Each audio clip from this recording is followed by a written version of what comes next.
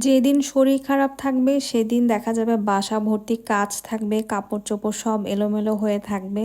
এরকমই হয়। কার কার সাথে এরকম হয়? এই যে প্যান্টগুলো আমি স্ট্রিট শপিং করেছিলাম সিক হওয়ার আগে, তো এগুলো আমি কাটিয়ে এনেছিলাম। এগুলো আমি এতদিন পরে দেখতে পাচ্ছি, মানে ওয়াশ করা হয়েছে, এখন লন্ড্রিতে দিব, এগুলো পরবো। সন্ধ্যা হয়ে গিয়েছিল, তো এর মধ্যে হচ্ছে শীতের কাপড় নামাবার পালা শুরু। আসলে উইন্টার শপিং আমি খুবই কম করি, তারপরও এত এত যে আমার শীতের কাপড় হয়েছে, মানে আমি দেখে তো পুরাই অবাক। যাক, সব কিছু ক্লিন আছে। তো এরপর আমার একটা ইনভাইটেশন আসছে, যেটা হচ্ছে লাক্স বাংলাদেশ আবারও একটি ইনভাইটেশন দিয়েছে, যেটা হচ্ছে উইন্টারের জন্য একটি এক্সিবিশন হচ্ছে। আমি এটার ডিটেলস কিন্তু পুরোপুরি সব কিছু আপনাদের সাথে আরেকটা ভিডিওতে শেয়ার করেছি, আপনারা অবশ্যই সেটা চেক করবেন।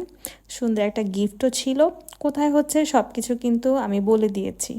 তো সেদিন আমার শরীর অনেক বেশি খারাপ লাগছিল, তো আমি কোনো কিছু রান্নাবান্না করিনি।